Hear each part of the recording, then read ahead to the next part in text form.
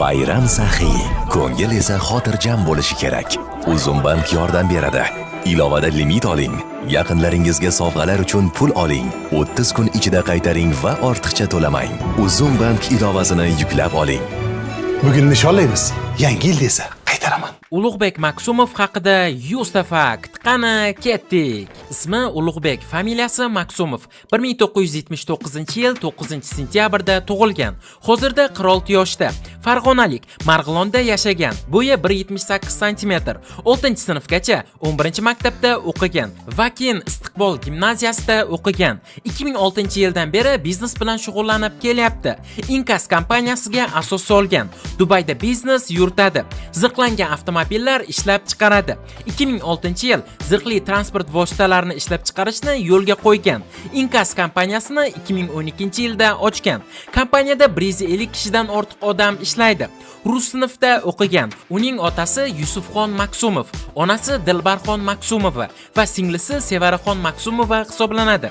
Ukasi yo'q. Otasi partiya shahar komitetida ishlagan. Ingliz tilini ravon biladi. Ulug'bekxon nikoh ostida Instagram yuritadi. Instagram sahifasida 14 millionga yaqin obunachisi bor va u yerda biznesi, shaxsiy hayoti haqida muntazam ulashadi. Villasini oilaviy rasmlar bilan bezatib qo'ygan. O'zbekistonda ham ko'plab korxonalari mavjud. Bu esa Toshkent mudofaasini kuchaytirishga hissa qo'shgan. Mr. Otabek bilan ko'rishgan. Garajda Nexia'lar ham saqlaydi. Ulug'bek Maksumovga kredit berishmagan. Soatlardan kolleksiya qiladi. U taniqli jurnalist Kseniya Sobchakka intervyu bergan va Maksumov Sobchakka Dubaydagi o'z uyini ko'rsatgan. U xavfsizlikni ta'minlashni bosh maqsadi deb biladi. Dubayda K9 avtomobil raqamini millionlab dollarga sotib olgan. Shaxsiy hayot haqida omma oldida kam gapiradi. Intervyularda oilasi haqida hech narsa oshkor qilmaydi. Farg'ona davlat universitetini bitirgan. Gimnaziyani tugatgandan keyin musiqa maktabini ham parallel tamomlagan. 2006-yilda Dubayga ko'chib o'tgan va avtomobilsozlik sohasidagi faoliyatini boshlagan. Avvaliga mashina savdosi va logistika bo'limida ishlagan. O'zining maxsus sport zaliga ega. Dubaydagi Inkas zavodi maydoni taxminan 157 ming kvadrat futni egallaydi. Morgensternga zirhli mashina sovg'a qilgan. Muvaffaqiyatni birinchi siri ota-onaning duosi deb hisoblaydi. Zirhli mashinalarni oddiy mijozlarga sotmaydi. Maksumov.com saytiga ham ega. U yerda biografiya va karyerasi haqida yozilgan. Dubayda 15 million dollarlik villa sotib olgan. 2015-yilda u Ramazon oyidagi futbol chempionatiga homiylik qilgan. 2016-yilda Rossiya biznes boshqaruv kengashiga a'zolikka tayinlangan. Harbiy yoki muhandislik ta'limiga ega emas, lekin shunga qaramasdan muvaffaqiyatli biznes qurgan.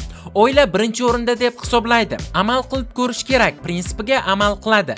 Aksum Marine kompaniyasining ham asoschisi. Boshida Dubayda mashinada uxlagan. Uning boyligi 200 million dollardan oshiq baholangan va o'zbekistonlik eng boy tadbirkorlar orasiga kiradi.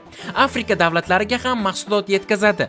Ulug'bek Maksumov Tiko ham haydab yuradi va u Tiko mashinasiga 200 ming dollarlik nomer taqqan.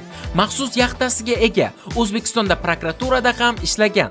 Inkas nomini Kanadadan olgan. Hech kimni fikriga qaramaslik kerak deb hisoblaydi. Aksum Groupning shiori xavfsizlik hech qachon poymol qilinmaydi. Avtomobillar kolleksiyasiga ega. Morgenstern klipiga tushgan. Yurtimiz iqtisodiyotiga juda katta o'z hissasini qo'shgan. Dubay va O'zbekistonda biznes forumlarida ma'ruzalar qilgan. 2019-yilda Dubai Motor Show'da chiqish qilgan. Subyektiv va Jahongir Latipovga intervyu bergan. Uyda qimmatbaho tekila saqlaydi. Pianino chalishni biladi. Shaxsiy samolyot olishni o'ylab ko'rgan. 2015-yilda Dubay shahzodasi Shayx Maktum tomonidan faxriyorlik bilan taqdirlangan. 2016-yilda Rossiya elchisi Aleksandr Efimov tomonidan alohida faxriyorlik olgan. Stol tennis o'ynashni yoqtiradi. Rossiya biznes kengashining a'zosi. Kremldagi yirik biznes doiralari bilan aloqasi bor. 2014-yilda Dubaydagi Kapital klub a'zosiga qabul qilingan. Bu klubda ko'plab xalqaro biznes rahbarlari uchrashadi. Maksumovga Rossiyadan 70077 raqamidagi Aurus Senat mashinasini sovg'a qilgan. Bu mashina Dubayda faqat prezidentda va Maksumovda mavjud. Ushbu mashinani Putin Shimoliy Koreyaning prezidentiga ham sovg'a qilgan. Dubayga oldin dokumentsiz kelgan. O'zbekiston va Birlashgan Arab Amirliklari matbuotida u yirik tadbirkor sifatida tilga olingan.